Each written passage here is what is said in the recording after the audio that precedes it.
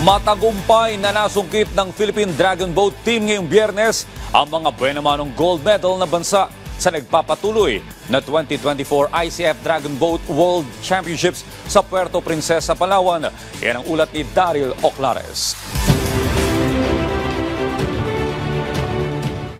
Hindi lamang isa kundi dalawang buenamanong gintong medalya ang naibulsa ng Philippine Dragon Boat Team kaninang umaga para sa ikalawang araw ng kompetisyon sa 2024 ICF Dragon Boat World Championships na ginaganap sa Puerto Princesa, Palawan. Pinangunahan ng pambansang kupunan ang mixed 20-seater 200-meter race na kanilang tinapos sa loob lamang ng 47.07 seconds. Agad naman itong sinundan ng isa pang gold mula naman sa ating mga 40-plus-year-old paddler na binaybay naman ang parehong distansya sa loob ng 49.41 seconds. Sa panayam ng PTV Sports kay Philippine Dragon Boat Team Captain OJ Fuentes, magandang senyales anya ito para sa kanilang kupunan lalo na target nilang magkwalipika sa 2025 World Games. Malaking boost sa amin to, lalo lang kumbaga nagigauge namin yung mga kalaban namin,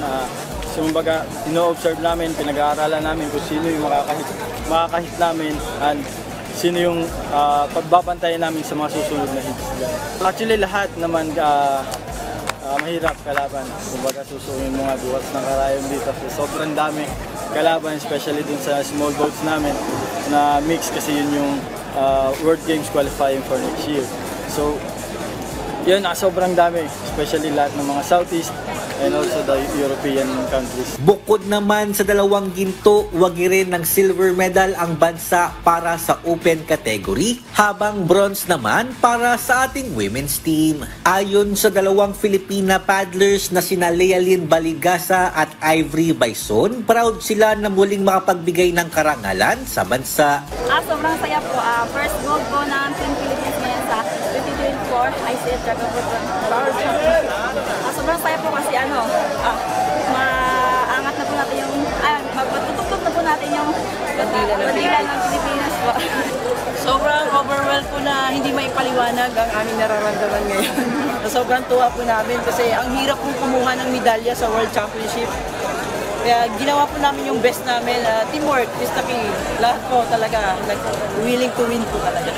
Inaasahan na mas titindi pa ang kompetisyon sa Sabado dahil magpapatuloy ang dalawa pang mixed race event na tiket ng Pilipinas upang makapasok sa World Games. Mula rito sa Puerto Princesa City, Palawan, Daryl Oclares para sa Pambansang TV sa Bagong Pilipinas.